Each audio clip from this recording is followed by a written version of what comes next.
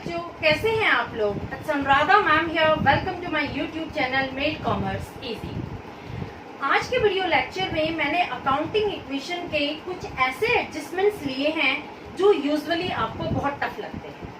देखो, जब भी adjustment related to outstanding and prepaid आ जाते हैं तो बच्चे बड़े कंफ्यूज हो जाते हैं कि कैसे हम इन एडजस्टमेंट्स को अकाउंटिंग इक्वेशन में शो करें। यूजुअली अकाउंटिंग इक्वेशन का क्वेश्चन बहुत इजी आता है, लेकिन कई बार क्या होता है कि एक एडजस्टमेंट की वजह से बच्चे परेशान हो जाते हैं और वो क्वेश्चन को प्रॉपरली सॉल्व नहीं कर पाते। तो आज जो एडजस्टमेंट मैंने लिए हैं वो एग्जामिनेशन पॉइंट ऑफ व्यू के लिए बहुत इंपॉर्टेंट है। आप बहुत ध्यान से समझना उन एडजस्टमेंट्स को। अगर एग्जाम में कोई भी एडजस्टमेंट आ जाता है तो आप इजीली उसको टैकल कर पाएंगे। देखो, फर्स्ट ट्रांजैक्शन है स्टार्टेड बिजनेस विद कैश ₹10,000। ये आपको बहुत अच्छे से आता है। इसके आप दो इफेक्ट दिखाएंगे। पहला आप कैश में दिखाएंगे और दूसरा आप कैपिटल में दिखाएंगे। आपको पता है बिजनेस में पैसा आया है तो आपने 10,000 रुपए कैश में दिखा दिए, और आपको पता है कैपिटल इंक्रीज हुआ है तो आपने 10,000 रुपए कैपिटल में दिखा दिए। ये ट्रांजैक्शन आपको बहुत अच्छे से करना आता है। मेन जो ट्रांजैक्शन आते हैं वो ये 4 ट्रांजैक्शन है। देखो, दूसरा ट्रांजैक्शन है आउटस्टैंडिंग सैलरी ₹2,000। इसका मतलब क्या होता है? सबसे पहले हम आउटस्टैंडिंग सैलरी को समझेंगे। आउटस्टैंडिंग सैलरी का मतलब होता है हमने एम्प्लॉइज से काम करवा लिया लेकिन उनको सैलरी की पेमेंट नहीं की। एक्सपेंस इनकर हो चुकी है लेकिन उसकी अभी तक पेमेंट ड्यू है। हमने पैसा अभी तक अपने एम्प्लॉइज को नहीं दिया है। अब जब हम पेमेंट करेंगे तो हमें लॉस होगा, और दूसरा हमें पेमेंट करनी होगी यानी हमारी लायबिलिटी जनरेट होगी। तो इसके दो इफेक्ट क्या होंगे? एक तो नई लायबिलिटी आपकी जनरेट हो जाएगी, और दूसरा आपको जब सैलरी की पेमेंट करेंगे तो आपको लॉस होगा। और जब भी लॉस होता है तो हम हमेशा कैपिटल में से डिक्रीज करते हैं। तो कहाँ दिखाएंगे आप इसको? एक तो आप नई लायबिलिटी जनरेट करेंगे आउटस्टैंडिंग सैलरी, और दूसरा इफेक्ट देंगे आप आउटस्टैंडिंग सैलरी ₹2,000 का कैपिटल में से डिडक्ट करेंगे। तो यहाँ आप लिखेंगे -2,000। यहाँ आप दिखाएंगे पहले कुछ नहीं था तो 0, अब हम दिखाएंगे 2,000। कैश में कोई इफेक्ट नहीं हुआ है तो कैश में हम 0 दिखाएंगे। तो हमारी न्यू इक्वेशन क्या बन जाएगी? यहाँ हमारा क्या आ गया? 8,000 प्लस 2,000। यहाँ हमारी 0 है तो 0 की 0 रहेगी और इज इक्वल टू 10। देखो, हर इक्वेशन टैली होनी चाहिए। ये मैंने आपको प्रीवियस वीडियो में भी बताया था कि आपकी जो राइट हैंड साइड है वो लेफ्ट हैंड साइड से टैली होनी चाहिए after each and every transaction. यहाँ पर एक ट्रांजैक्शन का कॉलम भी होगा, वो मैंने बनाया नहीं है, आपको जरूर बनाना है। और जब आप क्वेश्चन सोल्व करेंगे तो आपको हर ट्रांजैक्शन लिखना भी है, ठीक है? अब देखो, नेक्स्ट आता है प्रीपेड रेंट ₹1,500। देखो, प्रीपेड का मतलब क्या होता है? Paid in advance. ऐसी एक्सपेंस जो इनकर नहीं हुई है लेकिन हमने एडवांस में उसकी पेमेंट कर दी है।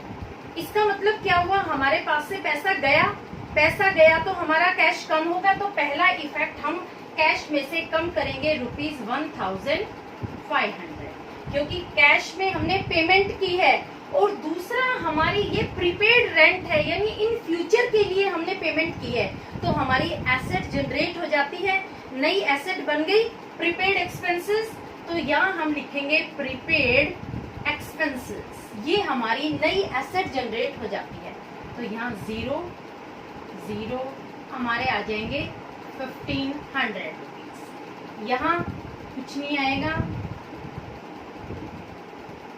तो हमारी नई इक्वेशन क्या बन जाएगी कि हमारा कैश है 8,500 प्लस प्रीपेड एक्सपेंसेस है 1,500 इज इक्वल टू हमारी जो लायबिलिटीज हैं वो है 2,000 प्लस 8,000। अब देखो, हम इनको एक बार मैच करके देखते हैं। 8 और 2 10,000 ये हो गए, और 8,500 में 15 से जोड़ेंगे तो 10,000 ये हो गए। It means both are equal to each other. तो हमारा क्वेश्चन सही चल रहा है। क्लियर? अब देखो, नेक्स्ट ट्रांजैक्शन है एक्रूड इंटरेस्ट ₹500। इसका मतलब क्या हुआ? एक्रूड का मतलब क्या होता है?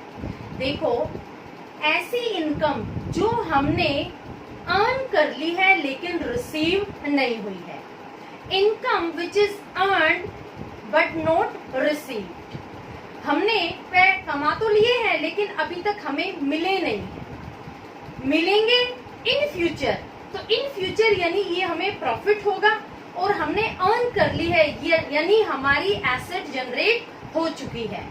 तो इसके दो इफेक्ट क्या होंगे, एक तो हमारी नई एसेट जनरेट हो जाती है और दूसरा हमारा कैपिटल इंक्रीज हो जाएगा क्योंकि ये प्रॉफिट की अमाउंट कैपिटल में ऐड होगी। तो इसके दो इफेक्ट कौन से होंगे, एक तो हम कैपिटल में ऐड करेंगे ये अमाउंट और दूसरी हमारी नई एसेट जनरेट हो जाएगी। एक्रूड इंटरेस्ट, यहाँ 0 0 0 0 0 कितने की हमारी एक्रूड इंटरेस्ट की अमाउंट है 500, तो हम यहाँ लिख देंगे 500। और दूसरा इफेक्ट इसका कहाँ होगा, हमारा कैपिटल इंक्रीज हो जाएगा 500 रुपए से, क्योंकि ये इनकम हमने अर्न कर ली है, रिसीव नहीं हुई है। यानी हमने सपोज 1 महीने कहीं काम करा है, वहां से हमें पैसे नहीं मिले हैं, इसका मतलब क्या हुआ, वो पैसे हमें मिलेंगे इन फ्यूचर।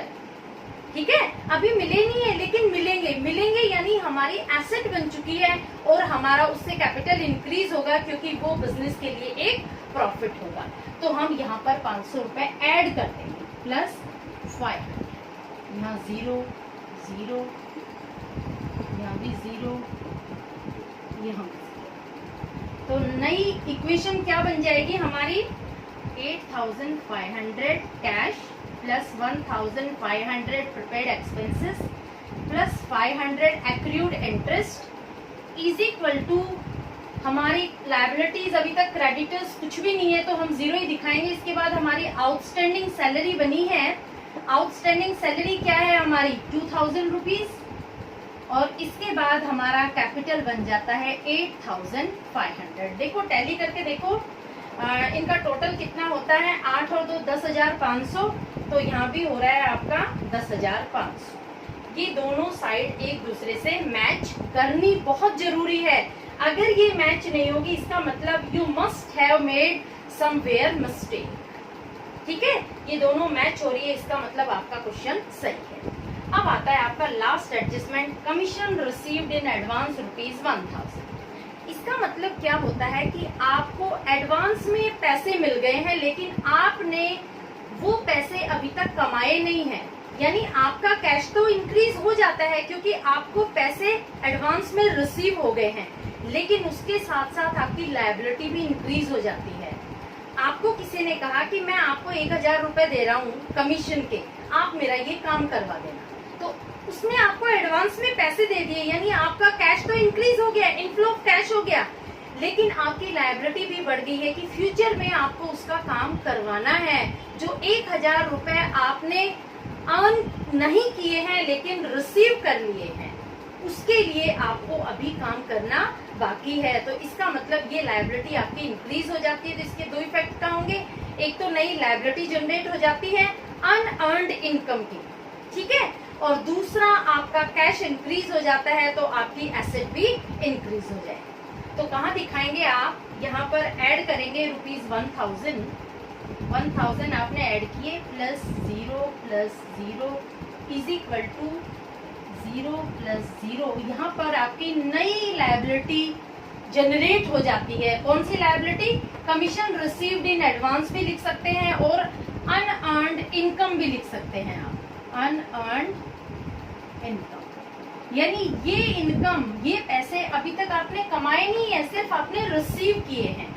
तो 0 0 0 0 0 0 0, यहाँ पर आप अमाउंट लिखेंगे कितनी, 1000 रुपीज, और यहाँ आपके कैपिटल में कोई इफेक्ट नहीं होगा इसलिए हम दिखाएंगे 0। और नई आपकी इक्वेशन क्या बन जाएगी, 9500 plus 1500 plus 500 is equal to 0 plus 2000 plus 1000 plus 8500। इन दोनों को मैच करके देखो इनका टोटल कितना होता है। इनका टोटल होता है 8 और 2 10 11,500। इधर का भी हो रहा है क्या 9,500, 10,000 11,500, तो ये हो जाता है 11,500। अब देखो दोनों तरफ का टोटल एक दूसरे से मैच कर रहा है। 11,500 is equal to 11,500।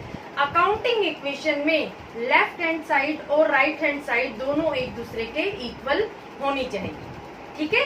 Hopefully you must have understood all the special adjustments. ये एग्जामिनेशन पॉइंट ऑफ व्यू के लिए बहुत इंपॉर्टेंट है। अगर आपको मेरा वीडियो लेक्चर अच्छा लगा तो please like, subscribe and share it to your friend.